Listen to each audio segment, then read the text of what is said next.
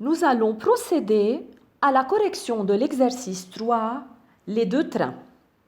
Pour cela, j'ai fait un schéma qui représente l'exercice. Dans ce schéma, j'ai représenté la trajectoire des deux trains sous forme d'une ligne droite en marron. J'ai indiqué la position de la ville A ainsi que la position de la ville B et nous avons remarqué que les deux villes sont distantes de 135 km. J'ai indiqué cela dans le schéma. En vert, j'ai représenté un petit train, je l'ai nommé le train T1, qui a quitté la ville A à l'instant initial T initial du train 1 est égal à 9h30. Tout ce qui est relatif au train vert, je l'ai indiqué en vert. Ce train est arrivé à la ville B à l'instant T final du train T1 est égal à 11h30. Donc, il a quitté 9h30, il est arrivé à 11h30. La durée de son voyage est égale. La différence entre les deux, certainement, nous allons la calculer après, égale à 2 heures. En même temps, au même instant, un train T2, je l'ai dessiné en rose, si vous voulez. Il a quitté la ville B dans le sens opposé au sens du train T1. Donc, il a quitté la ville B à l'instant T initial 2 est égal à 9h30, donc au même instant. Mais il est arrivé à la ville A à l'instant T final 2 est égal à 11h45 minutes. Attention, les flèches que j'ai représentées sur les deux trains T1 et T2 indiquent le sens de déplacement des deux trains. Donc, vous remarquez que les deux trains se déplacent dans le sens opposé. Bon, on passe à la première question, une question de base. Calculer la vitesse moyenne de chaque train, sachant que la distance entre les deux villes égale 135 km. J'ai commencé par la vitesse moyenne du train T1 en vert. On sait que la définition de la vitesse moyenne, c'est le rapport de la distance parcourue sur la durée du parcours. J'ai gardé en kilomètres la distance 135 et j'ai gardé la durée en heures, c'est 2 heures. La différence entre la date initiale et la date finale est égale à 2 heures. En faisant le calcul, j'obtiens la vitesse moyenne du train T1 relative au train T1, j'ai indiqué 1, c'est 67,5 km à l'heure. Passons au calcul maintenant de la vitesse moyenne du train 2. J'ai représenté le train T2, je vous ai dit, avec une couleur rose. Par suite, la vitesse moyenne du train 2 n'est autre que le rapport de la distance totale parcourue qui est toujours 135 km sur la durée du parcours. J'ai fait un petit calcul à droite dans le petit, si vous voulez, dans la petite fenêtre. Delta T, c'était final moins T initial. Je fais la différence entre les deux, on obtient 2 heures 15 minutes. Donc, je veux la convertir en heures, je divise 15 minutes par 60, c'est 0,25 heures. En l'ajoutant à 2 heures, on obtient durée totale du parcours du train T2 égale 2,25 heures. En faisant le rapport, je remarque que la vitesse moyenne du train T2 est égale à 60 km à l'heure.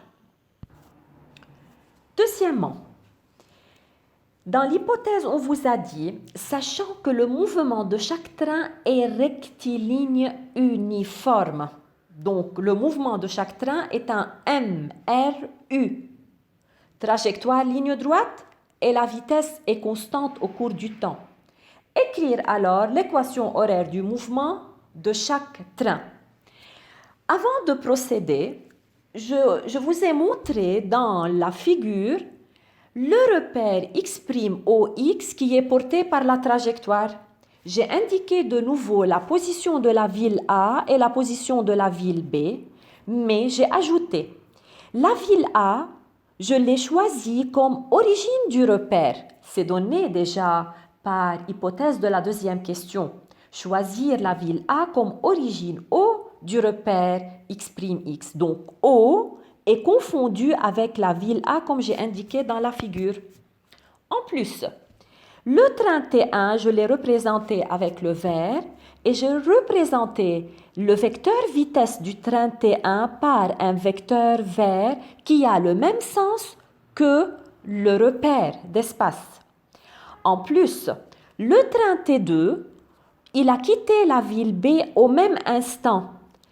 J'ai représenté le train T2 par la couleur rose et j'ai représenté le vecteur vitesse par un vecteur rose indiqué VT2. J'ajoute une petite information. On vous a dit, dans l'hypothèse de la deuxième question, choisir la date 9h30 comme origine des dates. Lorsqu'on dit origine des dates, c'est-à-dire 9h30 est choisi comme 0. Et vous commencez à compter. C'est pour cela que j'ai écrit l'instant où le train T1 part de A est choisi comme origine des dates. Donc l'instant initial, T0, est choisi égal à 0 secondes. Au même instant aussi, le train T2 part de B. C'est pour cela, dans la figure, vous remarquez que j'ai indiqué T0, l'instant initial où le train a quitté la ville A, est choisi égal à 0 secondes, ainsi que pour le train T2 lorsqu'il a quitté la ville B, T0 égale 0 secondes, puisque les deux trains ont quitté les deux villes au même instant, qui était 9h30 minutes. Et maintenant, j'ai changé et j'ai choisi 0 secondes. Bon, nous allons maintenant trouver l'équation horaire du train T1. Comme aussi par hypothèse de la deuxième question, le mouvement du train de chaque train est rectiligne uniforme. Par suite, l'équation horaire du mouvement du train T1 est de la forme x1 égale v, mesure algébrique, v1, facteur de t moins t0 plus x0, 1. Déterminons V1, déterminons T0 et déterminons X0, 1. Comme le déplacement du train T1 et l'orientation de l'axe X'OX ont le même sens, par suite V1 est positive et nous pouvons écrire que V1 égale 67,5 km à l'heure, puisque le mouvement du train est un mouvement uniforme, donc sa vitesse instantanée est égale, la vitesse moyenne est égale à une constante qui est dans cet exercice 67,5 km à l'heure. En plus, T0 est égal à 0 puisqu'on a choisi l'instant initial comme origine des dates. Donc T0 est égal à 0 pour ne pas écrire 9h30. Donc on a choisi l'instant initial comme origine des dates. Donc T0 est égal à 0. Et l'abscisse initiale, c'est-à-dire la position du train T1 à l'instant initial, il était dans la ville A. Or, la ville A est confondue avec O. Par suite, x0 du train T1 est égal à x de O est égal à 0. L'équation horaire sera x1 est égal 67,5, c'est la vitesse, facteur de t moins 0 plus 0 qui est l'abscisse initiale. Donc l'équation sera écrite x1 est égal à 67,5 t. N'oubliez pas que la vitesse est exprimée en km par heure. Par suite, x1 sera exprimé en kilomètres et t sera exprimé en heures. Passons maintenant à l'équation horaire de T2. Comme il est animé d'un MRU, son équation horaire est de la forme x2 égale v2 facteur de t moins t0 plus x0, 2. La vitesse v2, elle est négative parce que le déplacement du train T2 et l'orientation de l'axe sont de sens opposé. Donc on écrit v2 est égal à moins 60 km à l'heure. Comme on a déjà calculé la vitesse moyenne du train T2 dans la première question, c'était 60 km à l'heure. Et comme le mouvement est rectiligne uniforme, donc la vitesse instantanée est égale à la vitesse moyenne, est égale à une constante qui est 60 km à l'heure.